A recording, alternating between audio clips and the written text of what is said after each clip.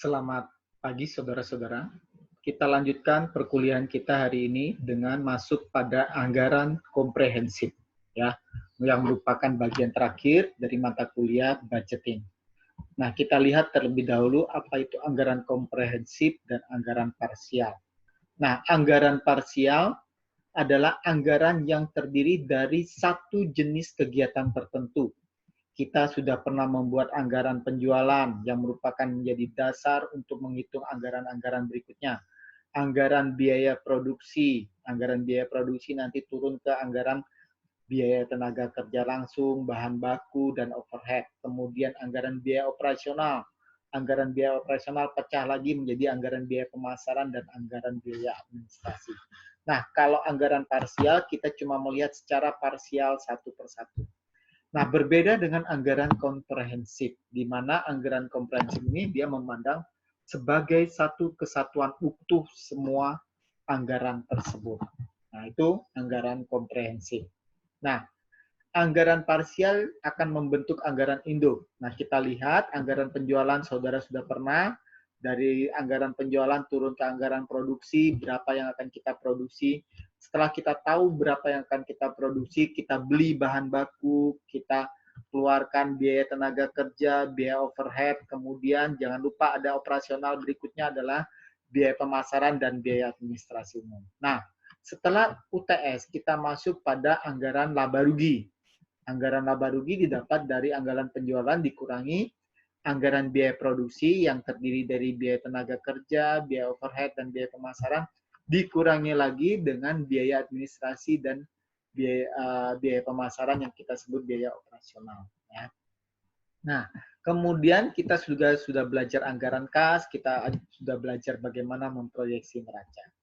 Nah, secara bagan kita lihat di sini anggaran penjualan akan menjadi dasar untuk menghitung anggaran produksi, anggaran biaya pemasaran, anggaran biaya administrasi. Anggaran produksi disusun berdasarkan anggaran pembelian bahan baku, direct material, kemudian biaya tenaga kerja langsung, direct labor, dan anggaran biaya overhead. Dari biaya-biaya tersebut dan penjualan tersebut, kita susun anggaran laba rugi, anggaran neraca, dan anggaran kas. Nah, jadi kita sudah melihat bagaimana kaitan antar satu anggaran secara parsial, kemudian kita konekkan menjadi anggaran yang kita lihat secara komprehensif. Nah, sekarang kita lihat contoh buku saudara PT Undang. Ya, itu ada di halaman 199. Silakan buka buku saudara. Ya. Nah, ada data per Januari neracanya seperti ini.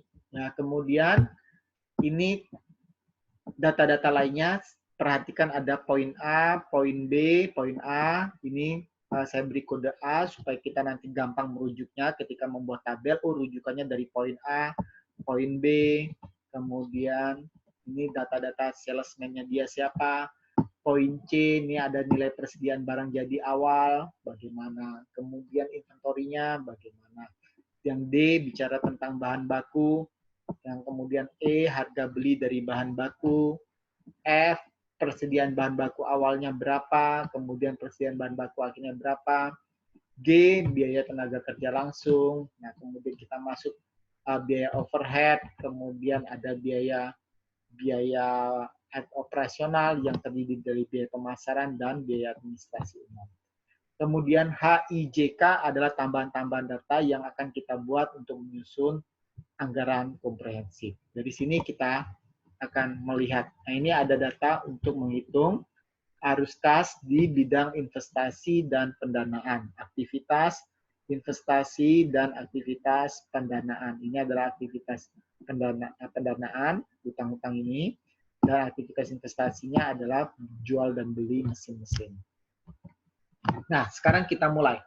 Dari anggaran penjualan per wilayah pemasaran. Kita lihat di sini, ini diambil dari data yang awal, di mana perusahaan menghasilkan 4 produk, MT, MK, MB, dan MM. MT dijual, volume totalnya tahun depan diperkirakan terjual 10.000, di mana 30%-nya berada penjualan di DKI Jakarta. Tahunya dari mana? Dari poin A. Kita Kita lihat di sini, perusahaan menjual MT sebanyak 10.000 unit. Nah, di mana diperkirakan 30% alias 3.000 diserap di JKI, 2.500-nya di Jawa Barat, 2.000 Jawa Tengah, dan sisanya di Jawa Timur. Oke. Dari sini kita masukkan ke sini, berarti untuk volume totalnya 10.000 dibagi 30%, 25%, 20%, sisanya Jawa Timur. Nah, di sini adalah volume totalnya. Berapa harga per unitnya? Di soal sudah diketahui harga per unitnya di poin A tadi. Harga per unitnya adalah 200.000 untuk MT dan seterusnya ya. Berarti kita masukkan volume total penjualan kita dikalikan harga jual 200, ketemu angka nilai penjualan MT 2 miliar. Dengan cara yang sama kita mencari MK, MB, dan MM. Sehingga total penjualan kita diprediksi selama 1 tahun adalah 7,4 miliar. Oke. Nah, terus bagaimana persalesnya? Nah, tadi di DKI kita ada 2 orang namanya Koming dan Lindon. Nah, di DKI kita jual 33.000 unit untuk MT. Oke. Nah, MT 3.000 unit. Ternyata Koming 60%, Lindon 40%. Taunya dari mana? Dari soal. Nah, dari soal diketahui Koming di DKI dan Lindon di DKI 60-40. Berarti tadi kita masukkan 3.000 unit yang di DKI dibagi 60% untuk Koming, Lindonnya 40%. Terus MK-nya dan seterusnya, MB juga sama, MM juga sama. Sehingga total MT tetap sama 10.000, MK 8.000, MB 6.000, dan MM 4.000. Oke? Ini datanya dari poin B. Ini menunjukkan poin yang rujukan kita. Terus berikutnya anggaran produksi. Anggaran produksi kita lihat dari poin C. Tadi kita sudah tahu bahwa volume penjualannya 10.864 ya, untuk memudahkan MT, MK, MB, MM 10.864 tadi kita sudah dapat dari sini 10.864. Oke. Nah, persediaan awalnya itu 2.400, persediaan akhirnya 31 Desember adalah 600. Dari mana? Dari poin C. Kita perhatikan 2.400 dan 600 untuk MT. Kita lihat poin C.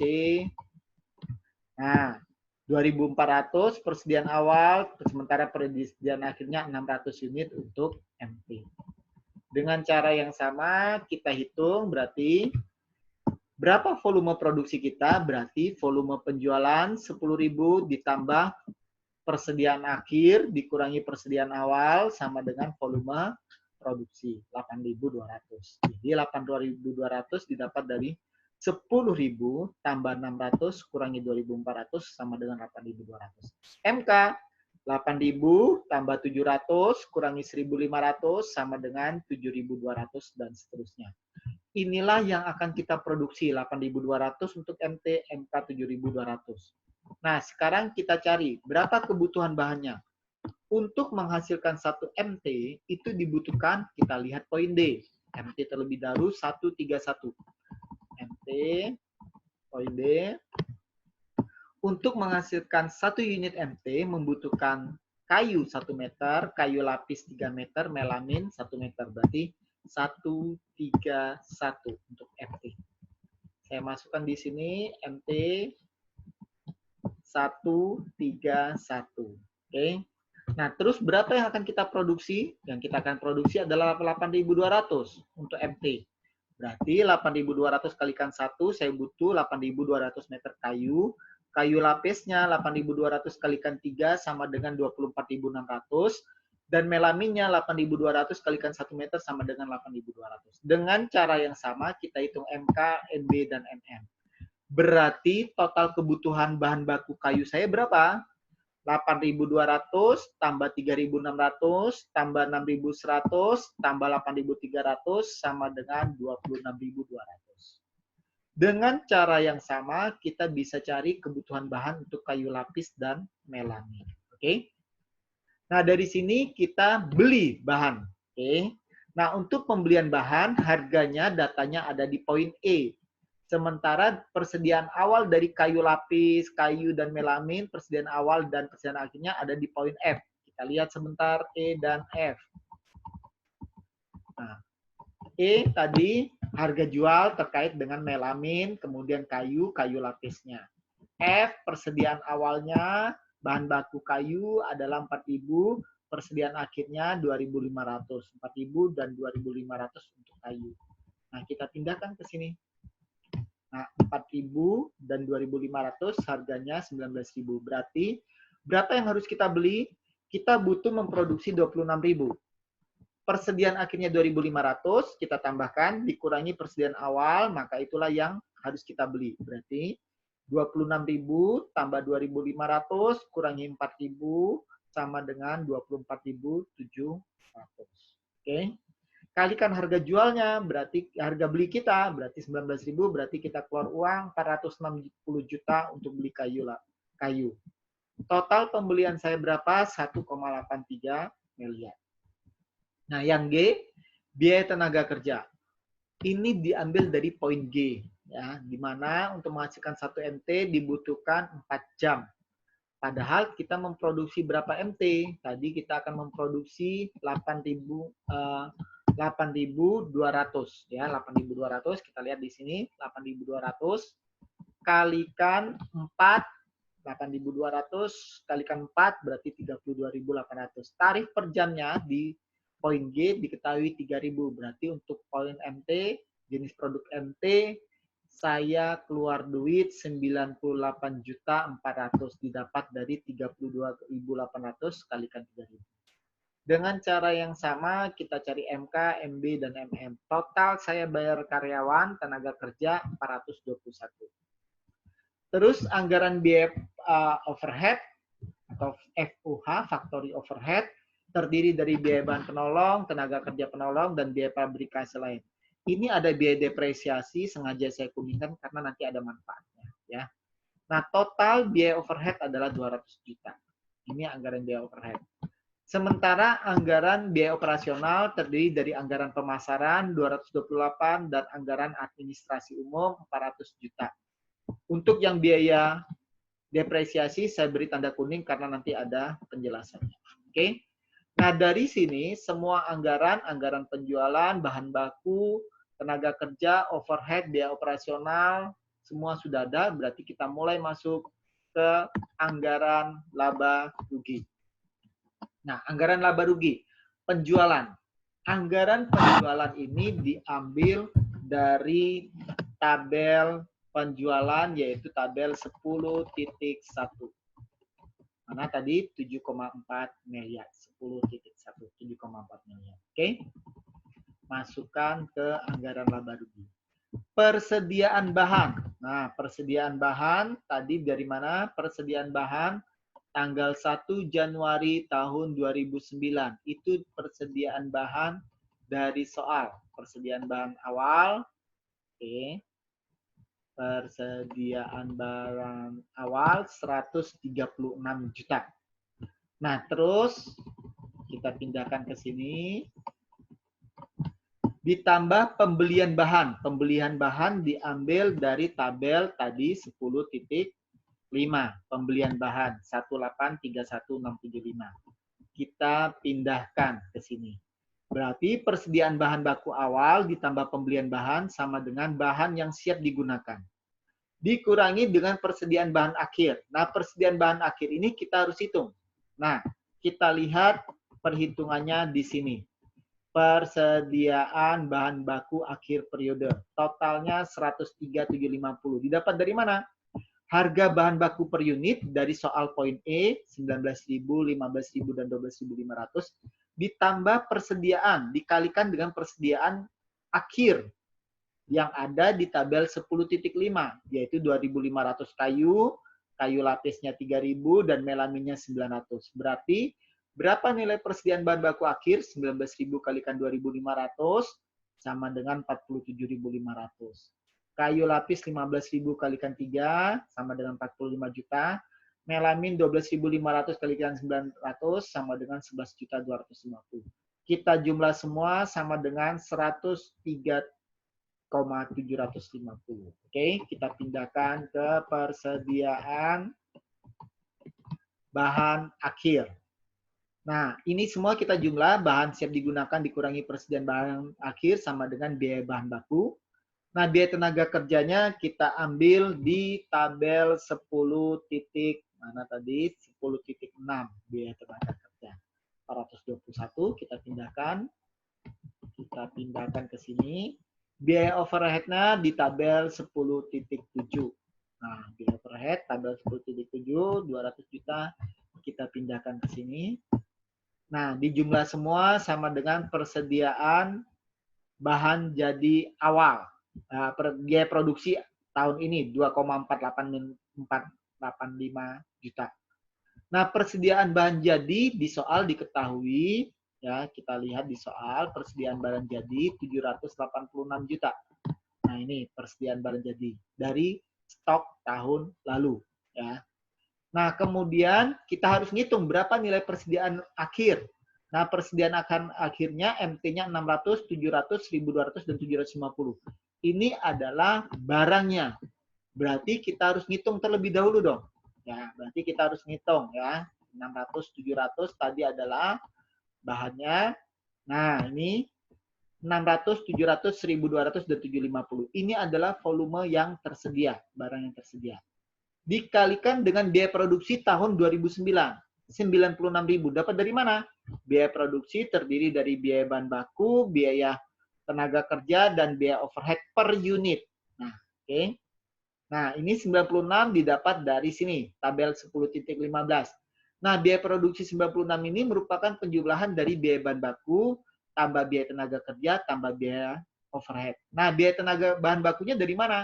Kita lihat tabel 10.11. Nah, ini. Untuk menghasilkan MT, kita butuh 1 meter kayu, 3 meter kayu lapis, dan melaminnya 1 meter. Di mana harga beli dari kayu 19.000, kayu lapis 15.000, melaminnya 12.500.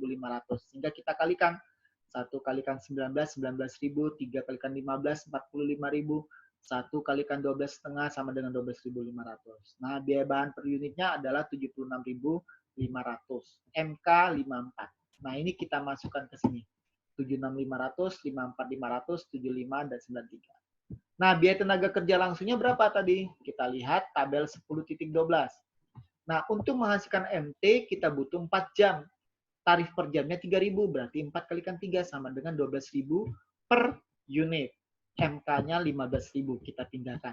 12, 15, 21, dan 21. Biaya overhead-nya bagaimana? Lihat di sini, biaya overhead totalnya adalah 200 juta. Akan dibebankan merata ke semua produk. Padahal produk yang kita hasilkan yaitu dari tabel produksi, yaitu tabel produksi ini di sini. Nah, 8.200 tambah 7.000 tambah 6.000 tambah 4.000. Kita pindahkan ke sini.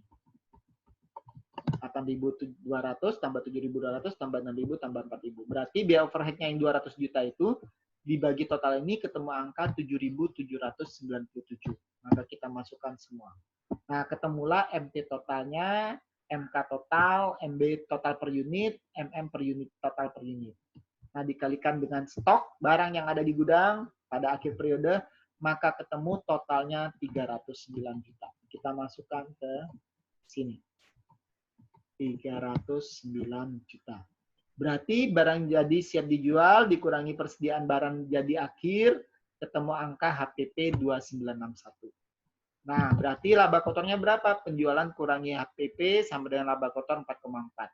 Biaya pemasaran 228 dan biaya administrasi diambil dari 228 dan ini tabel 108, 228 dan 400 ya. Pindahkan saja ke sini.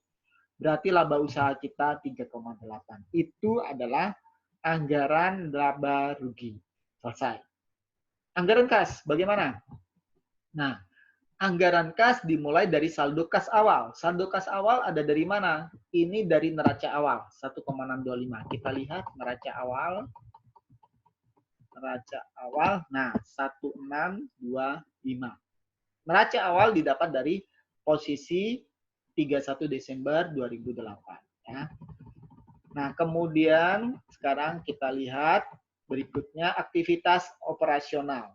Aktivitas operasional diketahui bahwa penjualan tunainya adalah 75% dari penjualan total. Berarti 75% kalikan 7,4 sama dengan 5,5 miliar. Oke, 5,5 miliar.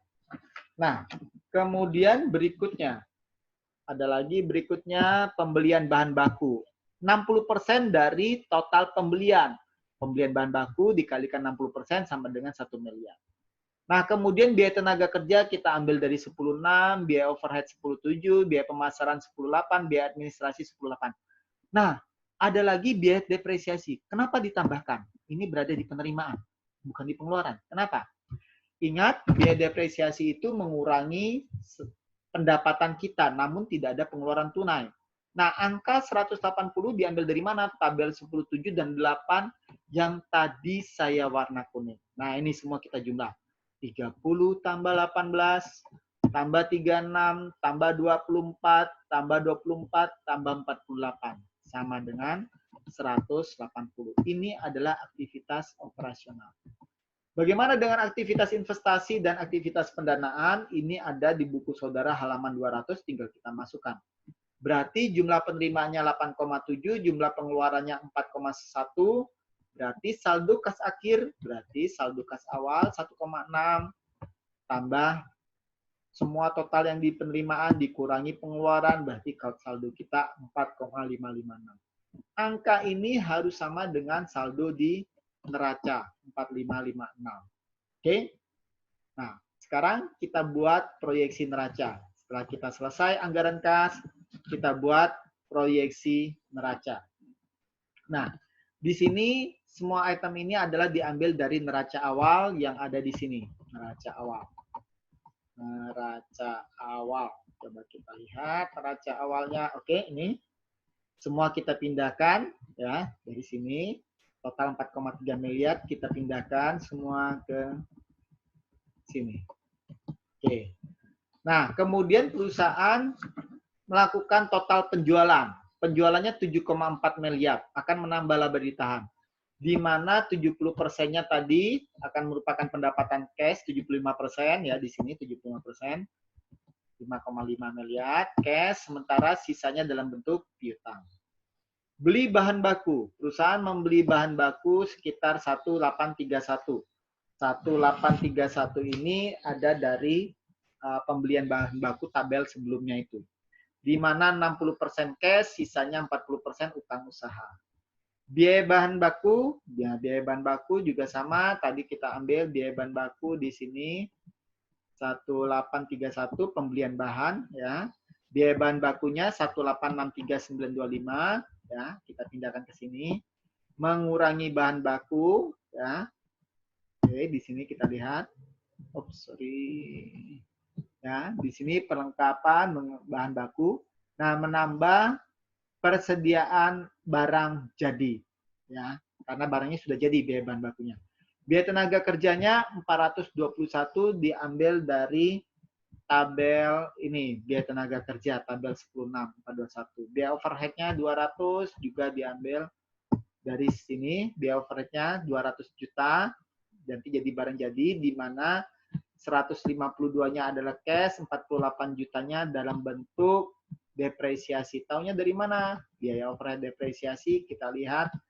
Nah, ini biaya overhead-nya di sini didapat dari 30 plus 18, berarti 48 jutanya adalah biaya penyusutan. Terus biaya pemasaran 168 juta. 60 jutanya adalah biaya depresiasi. Ini akan mengurangi laba di tangan kita. 60 jutanya dapat dari mana? Dapat dari biaya pemasaran 36, depresiasi tambah 24. Ya. Sementara yang lainnya merupakan pengeluaran cash. 108.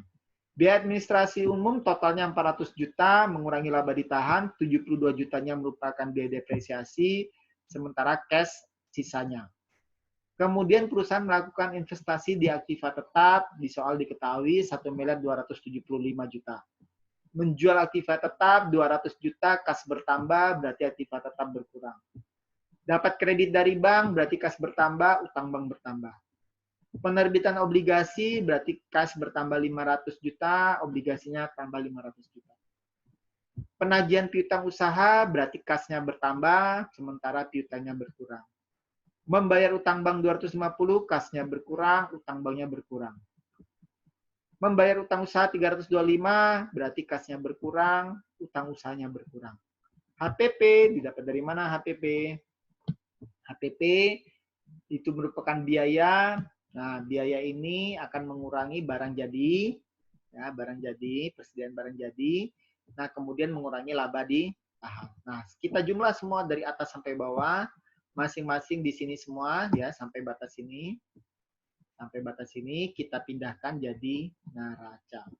Kita cek sisi kiri harus sama dengan sisi kanan. Kalau tidak sama, berarti ada yang salah. Demikianlah semua perhitungan anggaran komprehensif yang akan kita lakukan, yang telah kita lakukan. Yang mengcombine seluruh anggaran parsial yang telah pernah kita pelajari bersama. Oke, kita lanjutkan dengan latihan. Selamat pagi.